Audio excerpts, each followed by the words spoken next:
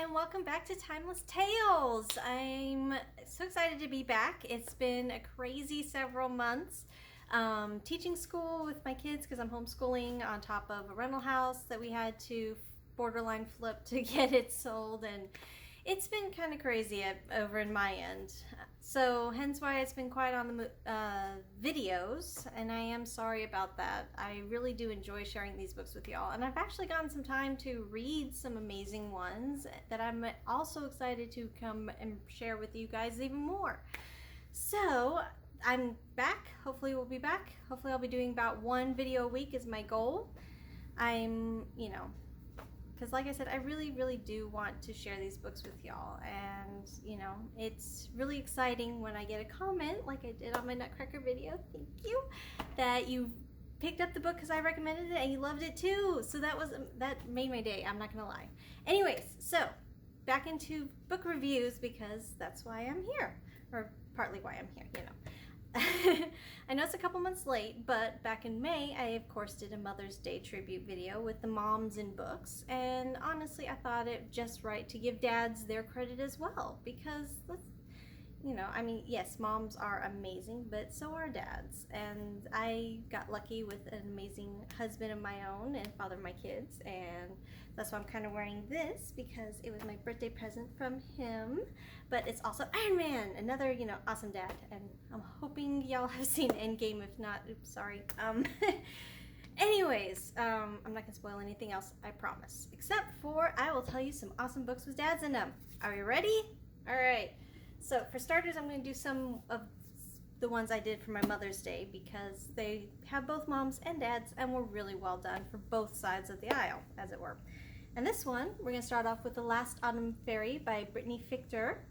And like I said, this series, I promised to do a video review of it, and I will definitely. It's on the list. It might be the next one I do, might be a little bit later this month. We'll see.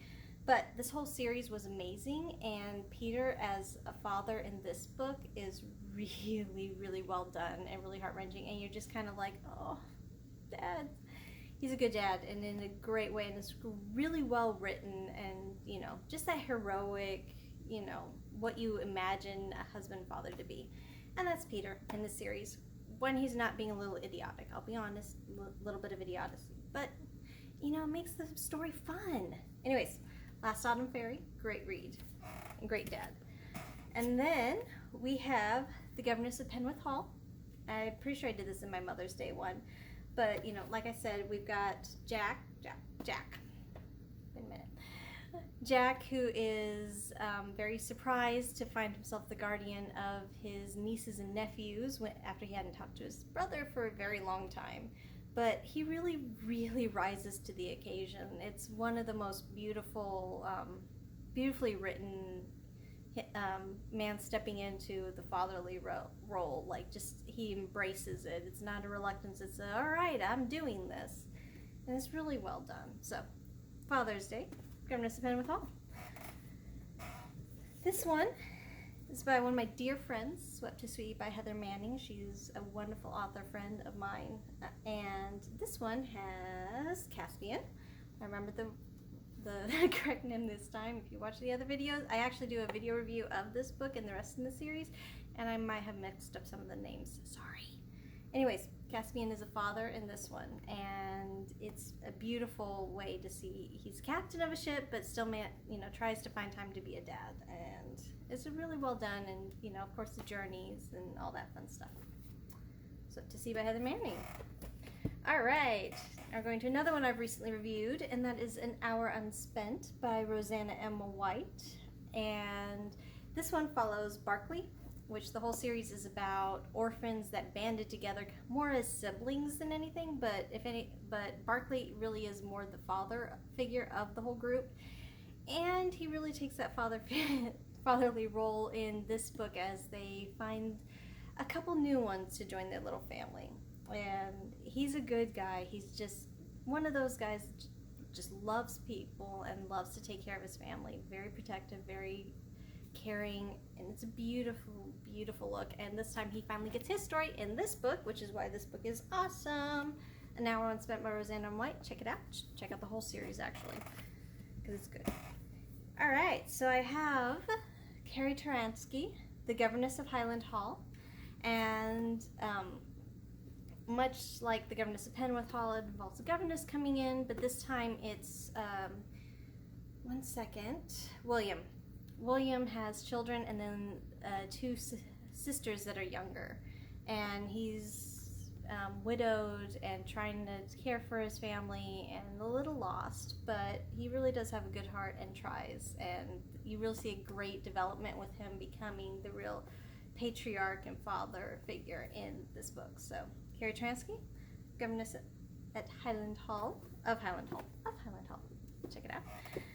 We also have Jen Turano. Now, I don't think I've done any videos with her yet, but she is hilarious. If you're looking for a funny, just laugh out of your, like, just falling on the floor laughing, because I'm pretty sure I fell out of my chair one of these books, her first series, and if you ever read it, you can understand why it's hilarious. I recommend it. I'll probably do a spotlight. Back to this. This one is in good company. This particular book has Everett, who becomes a guardian to 3 children and has no clue what he's doing at all.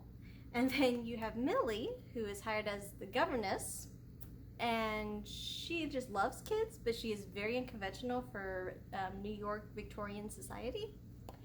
And hilarious hijinks ensue, and this one's another good one of character development, of watching him really become and embrace being a father to these kids. So, in good company, Jen Turano. Check it out if you want a really good laugh, and you'll laugh. And then last but not least, one of my all-time favorite authors, Karen Whittemire, shares my name. She's amazing. I know I've said this before. I will say it a million times. She's amazing. This is one of her first books called Head in the Clouds. And much like the other ones, this one has Gideon, who became a father to this girl. And he's actually, from the beginning, he's very much dotes on her, and he's not that distant father. He's very much, interested in her and doting on her and all that fun stuff. But the funny thing about this book that I love the most is he's British. He's a younger son of a nobleman in England, and inheritance laws, he wasn't going to get anything, so he decides, I'm going to pack up and move to Texas and start a sheep ranch, because why not? So you've got, heroine is Adelaide. So you have Adelaide, who loves reading, loves books, Head in the Clouds, and hence the name, and with stumbling across her very own British lord nobleman in the middle of Texas on a sheep ranch. I don't know how she came up with it, but I am so glad she did, because it is funny. So, Karen Whittemire's Head in Clouds, good book for dads. Alright, so I know this was longer than usual. I'm sorry, I tried to get through quickly, but I really do love sharing these books with y'all, and I hope you've read some of them. I hope you will read some of them. And if you have any other books with a really good dad in it, please post them below. I'd love to read more. I'm always looking for more books to read, so comment below. Tell me what to read. Tell me what to read next. Tell me if there's any spotlights you'd like me to do, like I did Mother's Day and Father's Day, albeit late. I'll probably do another Christmas spotlight when Christmas comes around. But any other spotlights you can think of, let me know. Think outside the box. I'd love to share some books and find some common themes, because there are a lot of books with similar, different but similar tropes, and are really fun to read. Anyways, thank y'all for joining me. I will see y'all hopefully next week. Hopefully y'all are still sticking around and enjoy reading. Bye.